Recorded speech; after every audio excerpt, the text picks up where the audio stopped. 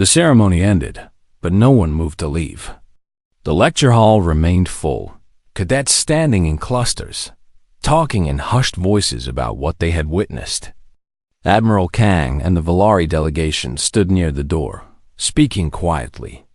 Professor Yuna had retreated to her desk, wiping her eyes with a small cloth, and Taeho stood at the front of the room, still wearing the 2 medals, looking lost. Mina stayed by his side. She had not let go of his hand since the ceremony ended. She could feel him trembling. What happens now? She asked softly. Taeho looked at her. His eyes were tired, so tired. I don't know, he said. I never planned for this. The Valari leader approached them. His tall form cast a long shadow in the morning light. He looked at Taeho with an expression of deep respect. You must have many questions, he said, and many feelings. This is a lot to receive in one day. Taeho nodded slowly. I just want things to go back to normal. The Valari smiled gently.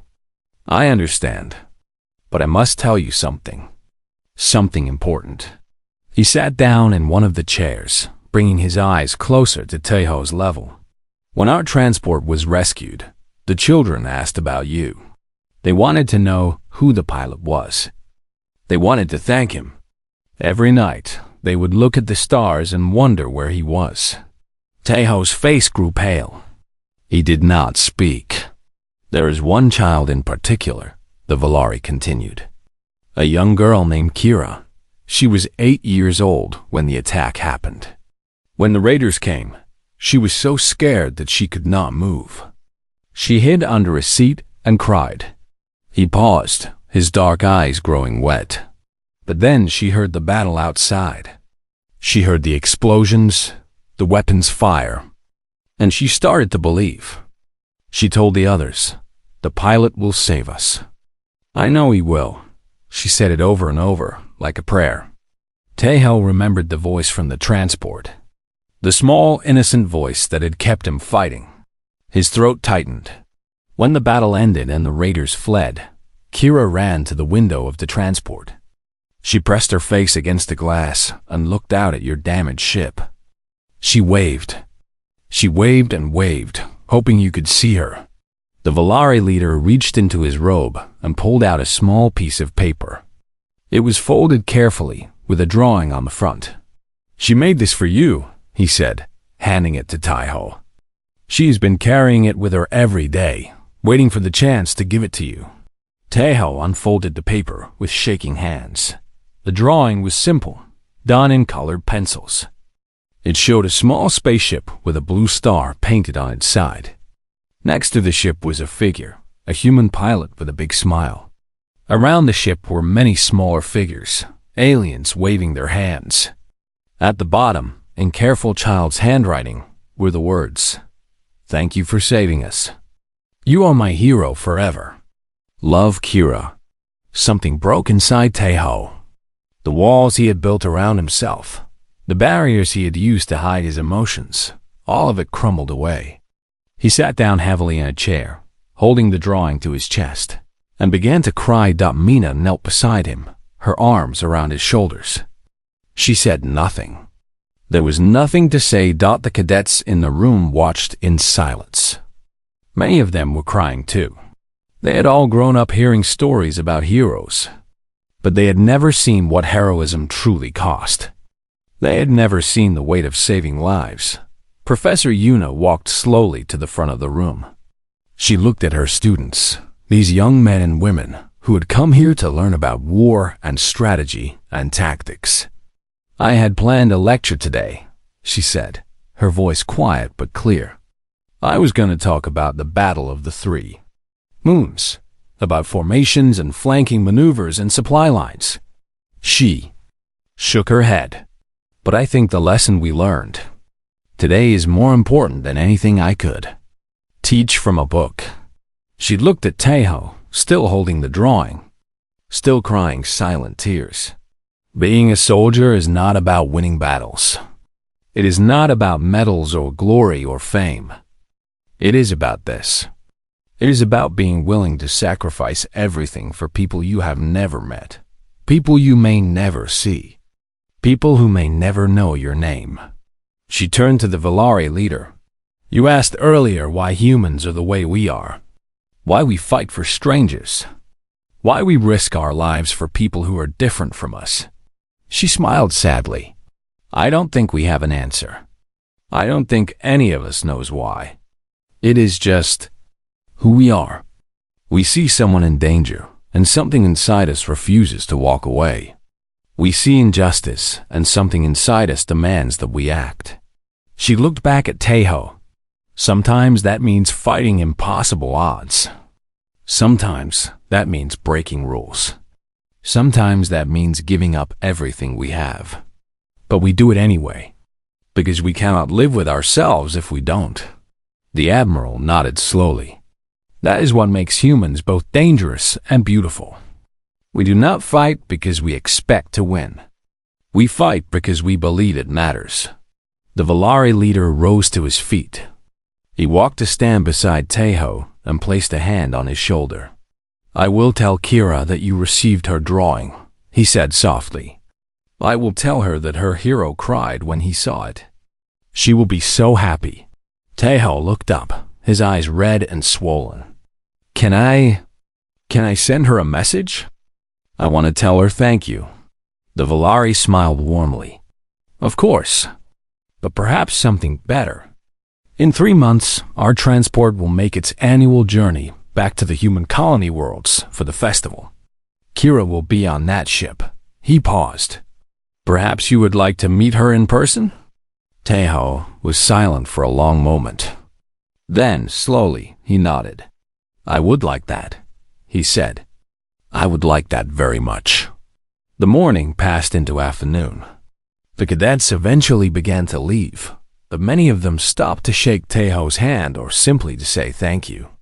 Lee Jun-seo was among the last to go.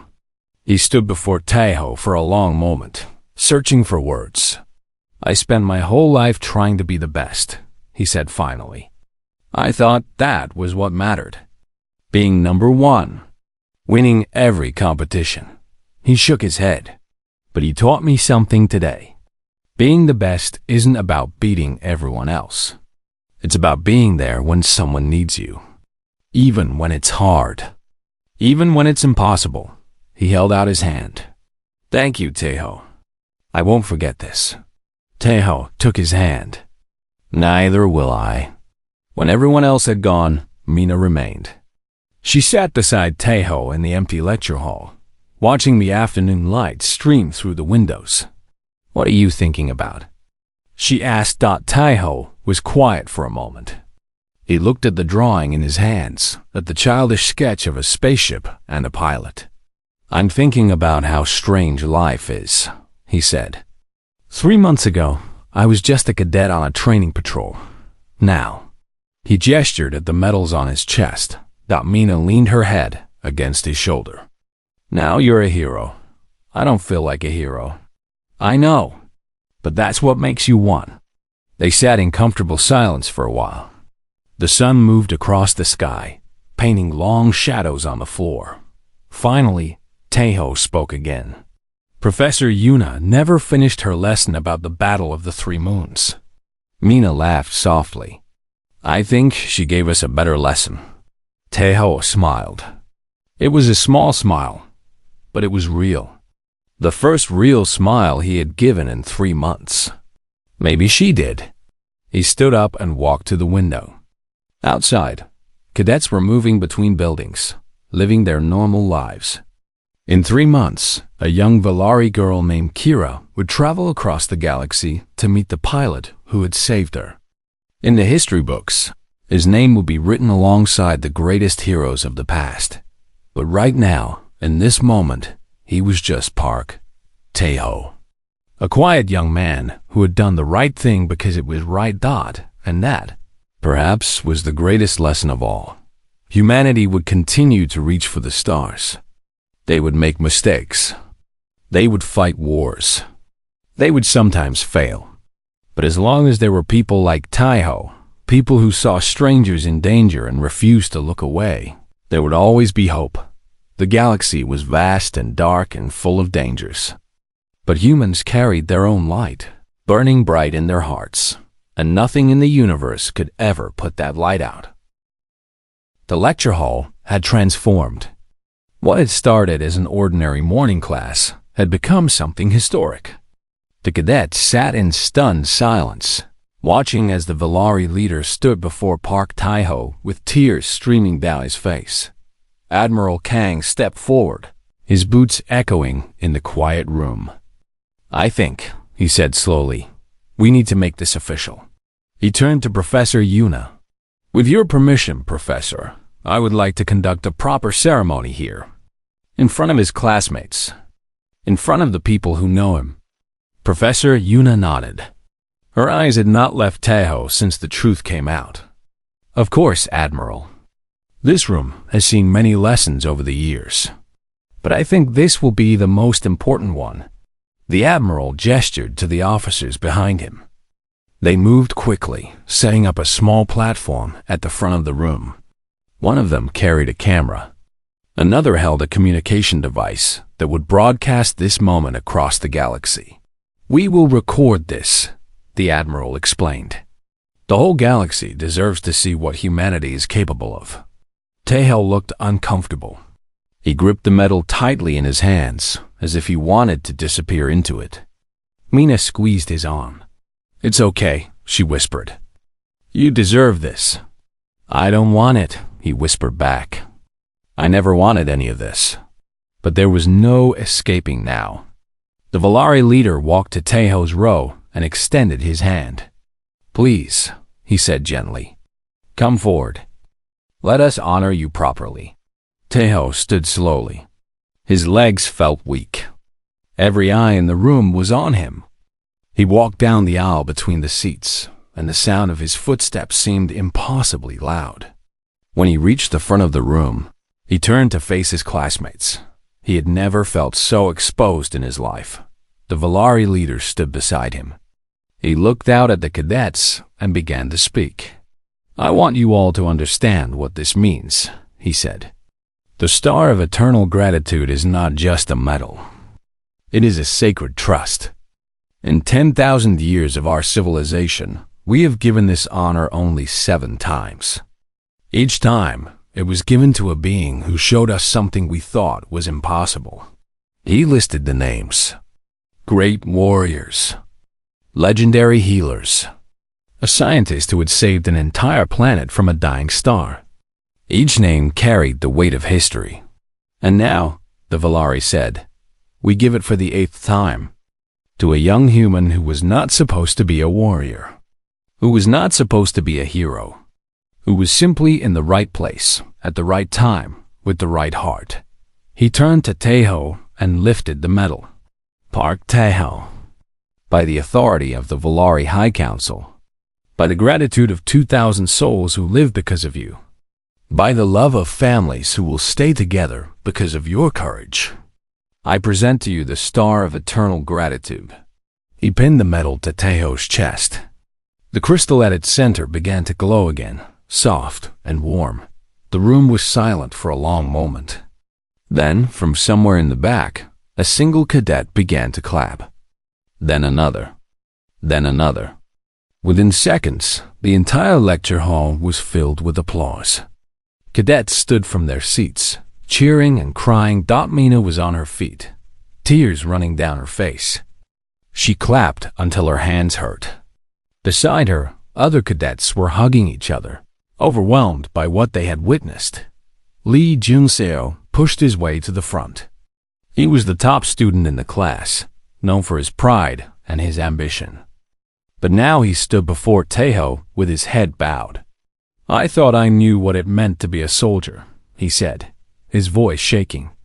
"I thought it was about being the best, about winning, about glory." He looked up at Taiho. "I was wrong. You taught me something today, something I will never forget." Taiho did not know what to say.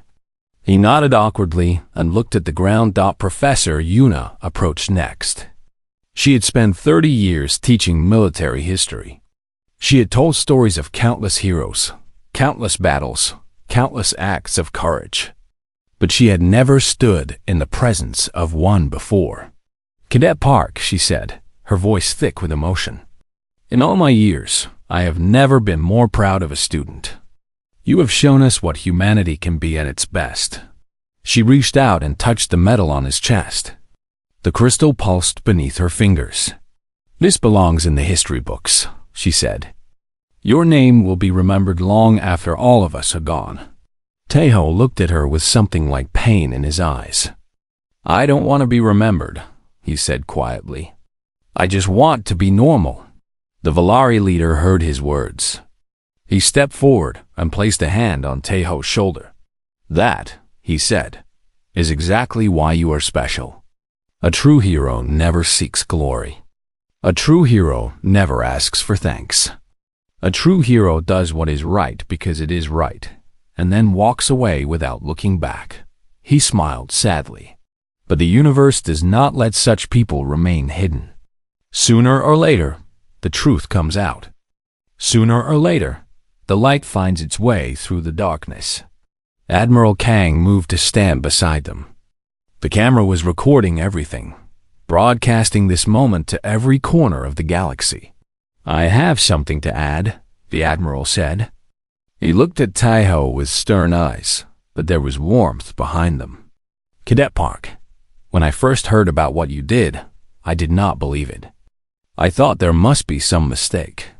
How could a training cadet accomplish what entire squadrons could not?" He shook his head. But then I saw the evidence.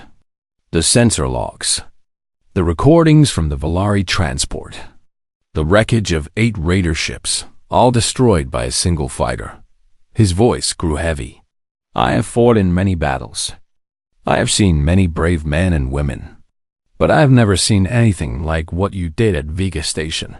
He reached into his pocket and pulled out a small box. "The Valari medal is a great honor, but your own people wish to honor you as well." He opened the box.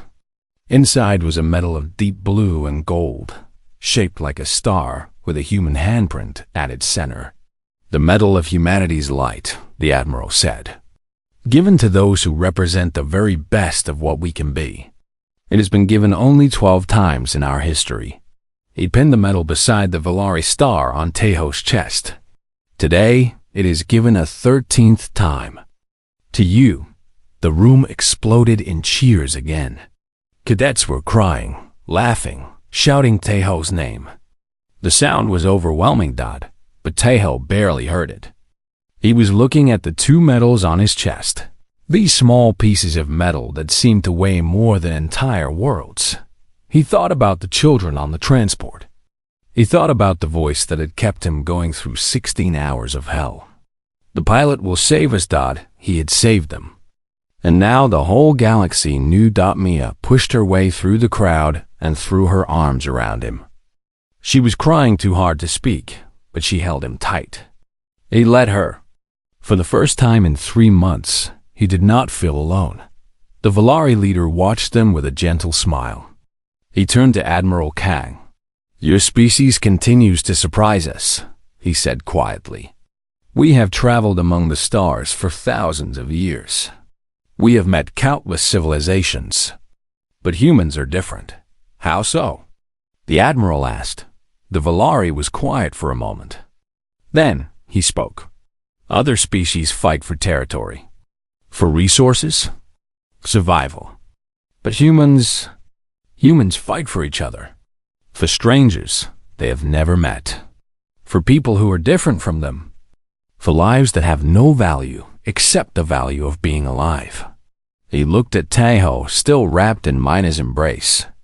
"That is what makes you terrifying," he said. "And that is what makes you beautiful." The Admiral considered his words. Then he nodded slowly. "I suppose it does," he said. The ceremony continued for another hour. More speeches were given. More hands were shaken. But through it all, Taeho remained quiet, standing at the front of the room with 2 medals on his chest and a look of gentle confusion on his face. He had never wanted this. He had never asked for recognition. But the galaxy had found him anyway, and somewhere in a distant part of space, 2,000 Valari civilians were watching the broadcast, crying tears of joy as they finally saw the face of the young human who had given them back their lives. Tejo held the metal in his hands. It was warm, almost alive. The blue light from the crystal had faded, but it still pulsed gently, like a heartbeat. As he stared at it, the sounds of the lecture hall began to fade away. The faces around him blurred. And suddenly, he was no longer sitting in a classroom. He was back in his cockpit. 3 months ago. The day that changed everything. The memory came flooding back, sharp and clear, like it had happened only minutes before. He remembered the morning. It had been an ordinary day. He woke up early, ate a simple breakfast, and walked to the hangar where his fighter waited. It was a training patrol, nothing more. Fly out, check the sensor buoys along the route, fly back. A task so simple that most cadets complained about how boring it was. Tejo never complained. He liked flying. He liked the quiet of space. He liked being alone with his thoughts, far from the noise and pressure of the academy. He launched from the station and set his course. The stars stretched out before him, endless and peaceful. He checked his instruments, ran through his standard routines, and let his mind wander. He thought about his studies. He thought about his family back on Earth. He thought about the letter he needed to write to his mother. Then his communication system crackled. At first, he thought it was interference. Static from a nearby asteroid field, maybe. But then words formed in the noise. Broken. Desperate. Under attack. Raiders. Please. Anyone. 2,000 civilians. Children. Please, help us. His heart stopped. He checked his sensors. The signal was coming from 40 minutes away at top speed. Too far for a quick rescue. He ran calculations in his head. By the time he called for backup and waited for help to arrive, it would be at least 3 hours. Maybe more. 3 hours. The raiders would be long gone by then. The civilians would be taken, sold, lost forever. He thought about the regulations. He was supposed to report the signal and wait for orders. He was a cadet, not a soldier. He was not authorized for combat missions. If he broke formation and went alone, he would be in serious trouble. They might kick him out of the academy. Then he thought about the voice on the radio. The fear in it. The desperation. Children, the voice had said. There were children on that ship. He pushed his throttle forward. His fighter screamed through space, faster than it was designed to go. Warning lights flashed on his console. He ignored them. He pushed harder. Every second mattered. Every moment could mean the difference between life and death for thousands of people he had never met. When he finally reached the Vega system, his heart sank. The transport was huge and slow, drifting helplessly near an asteroid field. Around it, like wolves around wounded prey, were 12 raider ships. They were already moving in, preparing to board. Their weapons were locked on the transport, ready to destroy it if the crew tried to fight back. Tejo looked at the numbers on his screen. 12 ships. 12 heavily armed raiders against one training fighter with standard weapons. The math was simple. He could not win this fight, but he flew in anyway. His first shots took the raiders by surprise. They were not expecting anyone to come. They had chosen this location carefully, far from any patrol routes. When Tejo's weapons fire tore into the lead ship, they did not understand what was happening. He destroyed the first ship before they could react. Then the second. By the time they realized they were under attack, he was already among them, weaving through their formation like a shadow. Then they fought back. The next 16 hours were the longest of his life. He did not remember all of it. Some parts were burned into his memory forever. Other parts were lost in a haze of fear and adrenaline and pain. But he remembered enough. He remembered his shields failing in the 4th hour. A shot from one of the raiders had overloaded his systems. He had to fly without protection after that, dodging every attack, knowing that one hit would end him. He remembered his weapons overheating in the 7th hour. He had fired so many shots that his guns began to malfunction. He had to let them cool while raiders chased him through the asteroid field, using the rocks as cover, playing a deadly game of hide and seek. He remembered getting hit in the 9th hour. A lucky shot from a raider caught his wing. The explosion threw him against his seat so hard that he felt something crack in his chest. Broken ribs, probably. He did not have time to check. He kept flying. He remembered the voices from the transport. The Valari crew watching him fight. At first, they were silent with shock. Then they began to pray. He did not understand their words, but he understood their meaning. They were praying for him, praying for the strange human who had appeared from nowhere to save them. He remembered the children died at some point during the battle. The transport's communication system connected to his. He heard the sounds from inside the ship. Adults crying. Children asking what was happening. One small voice, clear and innocent, saying, "The pilot will save us. I know he will." That voice kept him going. Every time he wanted to give up, every time the pain became too much, he heard that small voice in his head. The pilot will save us. He destroyed 8 ships in total. The other 4 fled when they realized they could not win. They had lost too many of their own. One human pilot had cost them more than they could afford. When the raider ships finally jumped away, Tejo sat alone in his damaged cockpit. His chest hurt. His hands were shaking. Warning lights covered every screen. His ship was barely holding together, but the transport was safe. He stayed with them until the rescue ships arrived. He refused to leave. His life support was failing. His oxygen was running low. But he would not go until he knew they were safe. When the rescue ships finally came, he was barely conscious. They wanted to take him for medical treatment. He pushed them away. He climbed back into his broken fighter and flew home. He did not file a report about the battle. He told his commanders that his patrol was normal, that his ship was damaged by an asteroid. They believed him. Why wouldn't they? He was just a quiet cadet who never caused trouble. He spent a week in the medical center, healing from his injuries. They asked how he got so hurt. He said he had an accident during training. They believed that too. Then he went back to class. He sat in seat 4-3A. He took notes. He studied for exams. He pretended that nothing had happened at night. Sometimes he would wake up sweating. He would hear the sounds of weapons fire.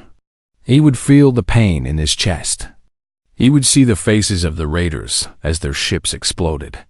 But worst of all, he would hear that small voice. The pilot will save us. He saved them. But something inside him was different now.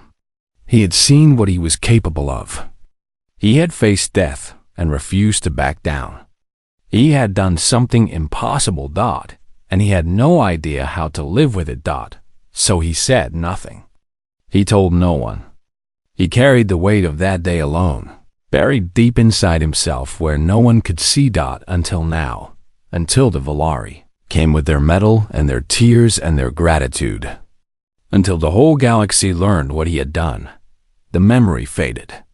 The cockpit disappeared. He was back in the lecture hall, holding the star of eternal gratitude. Mina was staring at him. Her face was pale. "You never told anyone," she whispered. "All those nights when you couldn't sleep. All those times you looked so tired, so broken. This is why." Tejo looked at her. His eyes were wet. "I didn't want to be a hero," he said. "I just wanted to help. That's all I ever wanted." Mina reached out and took his hand. She squeezed it tight. "But you are a hero," she said, "whether you wanted it or not." And somewhere in the galaxy, on a distant world, 2,000 Valari civilians looked up at the stars and whispered a prayer of thanks for a young human pilot who never asked for glory, who never sought reward, who simply did what was right because it needed to be done. That was the day the galaxy truly learned what humans were capable of. Not their technology, not their weapons, not their ships, their hearts. The box opened with a soft click. Inside, resting on a bed of dark velvet, lay a metal unlike anything the cadets had ever seen. It was made of a metal that seemed to glow from within, shifting between silver and gold and colors that had no name. At its center was a single crystal that pulsed with soft blue light, like a tiny star captured in glass. The Valari leader lifted the metal with both hands. His movements were slow and careful, as if he was holding something sacred. And to his people, it was. "The star of eternal gratitude," he said, his voice thick with emotion. "Given to those who have shown courage beyond measure, kindness beyond understanding, sacrifice beyond reason." Tejo stared at the metal. He did not move. He did not speak. His mind was somewhere else entirely. Admiral Kang stepped forward. "Perhaps," he said, "we should explain to everyone what exactly happened at Vega Station. The full story." The Valari leader nodded. He turned to face the cadets, still holding the metal. His dark eyes moved across their young faces. 3 months ago, he began, our transport ship, the Song of Morning, was traveling through the Vega system. We were carrying civilians, families, children, 2,047 souls, returning home after a cultural festival on one of the human colony worlds. He paused, and pain crossed his face. We were attacked by raiders. The Karvax, pirates who care nothing for life. They saw our ship and saw only profit. 2,000 slaves to sell in the dark markets. 2,000 lives worth nothing more than credits to them. Mina felt her stomach turn. She looked at Tejo, who sat rigid in his seat, his eyes fixed on some point far away. Our ship had no weapons, the Valari continued. We sent a distress signal, but we were far from any military patrol. We calculated our chances of rescue. The numbers were very small. We prepared to die. The room was absolutely silent. Even the youngest cadets understood the horror of what he was describing. Then, the Valari said, his voice dropping low, something happened. A small ship appeared on our sensors. A single fighter craft. Human design. It came out of nowhere, moving at full speed toward the raiders. He turned to look at Tejo. At first, we did not understand. One ship against 12 raider vessels? It was suicide. It was madness. We watched the sensors and waited for the pilot to die. Tejo closed his eyes. His hands were gripping his desk so hard that his knuckles had turned white. But the pilot did not die, the Valari said. He flew like nothing we had ever seen. He moved through their formation like water through stones. His weapons found their targets again and again. He destroyed one ship, then another, then a third. Admiral Kang picked up the story. Cadet Park was on a routine patrol that day. A simple training mission. He was supposed to fly a standard route, check a few sensor buoys, and return to base. Instead, he picked up the distress signal from the Valari transport. He should have called for backup, the Admiral continued. That is what regulations say. That is what he was trained to do. But by the time backup arrived, the transport would be gone. Taken. The civilians would be slaves or worse. He looked at Tejo with something like wonder in his eyes. So he made a choice.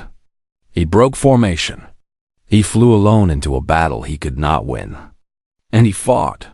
The Valari leader spoke again. 16 hours. He fought for 16 hours. His ship was damaged again and again. His shields failed. His weapons overheated. But still he fought. Every time the raiders tried to board our ship, he stopped them. Every time they tried to destroy us, he was there. A cadet in the front row raised his hand. His voice shook when he spoke. How? How is that even possible? 1 ship against 12? The Valari leader smiled, but it was a sad smile.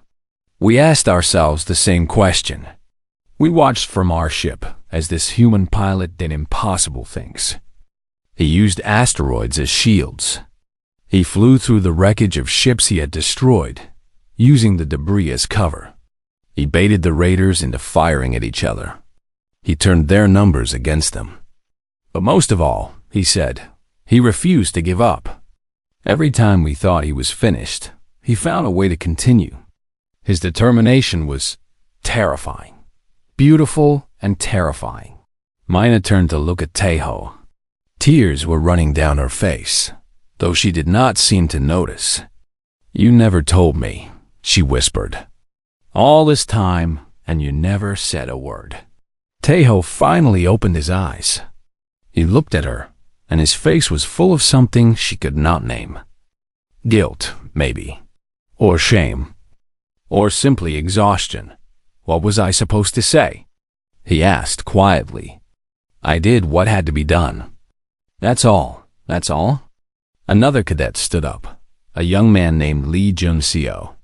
He was one of the top students in the class, known for his confidence and skill. But now he looked at Tejo as if seeing him for the first time. You saved 2,000 lives. You fought for 16 hours alone. And you say that's all? Tejo looked uncomfortable. He shifted in his seat and stared at his desk. Anyone would have done the same. No, the Valari leader said firmly. No, they would not. We have studied your kind for many years. We have seen humans do many things. But this was different. This was not about glory or reward. You never even reported what you did. You simply came back here and continued your studies. Admiral Kang nodded. When the rescue ships finally arrived, they found Cadet Park's fighter floating among the wreckage of 8 raider vessels. His ship was barely functional. Life support was failing. He had multiple injuries. But he refused medical evacuation until he was certain the transport was safe. And then, the Admiral said, he filed a report saying his patrol was uneventful. He noted minor damage to his ship from an asteroid collision. He made no mention of the battle. No mention of the Valari. Nothing. Professor Yuna moved closer to Tejo. Her eyes were wet. Why? Cadet? Why hide this? Tejo was quiet for a long moment. When he finally spoke, his voice was barely above a whisper. Because it wasn't about me, he said. Those people needed help. I was there. That's it. There's nothing special about doing what's right. It's just what you do. The Valari leader made a sound that might have been a laugh or might have been a sob. And this, he said to the room, is why humans terrify us. Not because of your weapons, not because of your ships, but because of this. Because you do impossible things and then pretend they are ordinary. He walked to stand directly in front of Tejo's desk. He knelt down, bringing his eyes level with the young cadets. For 3 months, my people have searched for you. We sent our fastest ships. We contacted every human authority. We begged and pleaded for information. The children you saved have been asking every day when they can thank the pilot who protected them. Their parents have been unable to sleep, knowing their savior was out there somewhere, unknown and unthanked. He held up the medal. This is not just a piece of metal, Cadet Park Tejo. This is the gratitude of an entire civilization. This is the love of 2,000 families. This is our promise that your name will never be forgotten in our histories. Tejo looked at the medal. His eyes were red, and his hands were trembling. I don't deserve this, he said. I was just doing my job. The Valari leader shook his head slowly. No, your job was to fly a patrol. Your job was to follow orders. What you did was not your job. What you did was choose to be a hero when no one was watching. That is the rarest kind of courage there is. He stood up and offered the medal to Taiho with both hands. Please, he said, accept this. Not for yourself. For the children who will grow up because of you. For the families who will stay together because of you. For my people, who will remember this day forever. The room held its breath. Slowly, hesitantly. Taiho reached out and took the medal.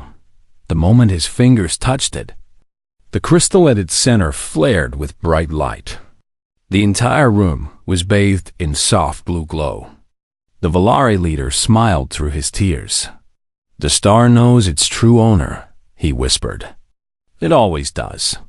And somewhere, in the hearts of everyone watching, something changed. Something shifted. The galaxy suddenly seemed a little smaller, a little warmer, and a lot more human. The morning sun came through the tall windows of Lecture Hall 7 at the Galactic Military Academy. The light fell across rows of young cadets who sat in their seats with tired eyes. It was early, too early for most of them. Some held cups of coffee. Others tried not to fall asleep. Professor Yuna stood at the front of the room. She was a small woman with gray hair and sharp eyes. She had been teaching military history for 30 years, and she knew every battle, every war, and every hero that the galaxy had ever seen. Her voice was calm but strong as she spoke about the old wars between the star systems. The Battle of the Three Moons, she said, tapping the screen behind her. A map appeared showing 3 small moons around a gas giant. This was a turning point. Before this battle, humans were seen as weak. After it, the galaxy began to understand what we were capable of. In the middle of the room, in seat 4-3A, sat a young man named Park Taiho. He was 22 years old. His hair was black and cut short in the military style. His face was plain and forgettable. He was the kind of person you would pass on the street and never notice. He sat quietly, taking notes in a small book. He never raised his hand. He never spoke unless someone spoke to him first. Next to him, in seat 4-3B, sat his friend Kim Mina. She was the opposite of Taiho. She was loud, full of energy, and always asking questions. Her hair was tied back, and her eyes were always moving, always curious. She leaned over to Taiho and whispered, "Are you even awake? You look like you haven't slept in days." Taiho gave her a small smile. "I'm fine," he said quietly. "Just tired." Mina shook her head. "You're always tired. You need to take better care of yourself." She turned back to the lecture, but she kept glancing at him with worry in her eyes. Professor Yuna continued her lesson. She talked about strategy, about sacrifice, about the humans who had fought and died so that Earth could take its place among the stars. The cadets listened, some with interest, some with boredom. Then the door at the back of the room opened. Everyone turned to look. It was unusual for anyone to interrupt Professor Yuna's class. She was strict about that. But when the cadets saw who was standing in the doorway, they all sat up straight. Admiral Kang Du-Hyan walked into the room.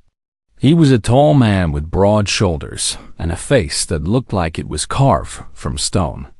His uniform was covered with medals and ribbons from 100 battles. Behind him came 2 officers, and behind them came something that made the cadets gasp. 3 aliens walked into the room. They were Valari, a species from the far edge of the galaxy. They were tall and thin, with blue-gray skin and large, dark eyes. They wore long robes of silver and gold. On their chests, they carried symbols of their empire. The one in front was clearly their leader. He walked with a slow, careful step, and his eyes moved across the room as if he was searching for something. Professor Yuna stopped mid-sentence. Her mouth hung open for a moment before she found her voice. "Admiral Kang," she said, This is unexpected. The Admiral nodded to her. Forgive the interruption, Professor, but we have important business here today. He turned to face the cadets. His eyes were serious. All of you, stay in your seats. What is about to happen concerns one of you directly. The room was completely silent. No one moved. No one breathed. The Valari leader stepped forward. When he spoke, his voice was deep and strange, like wind moving through a canyon. We have traveled a great distance to be here today, he said.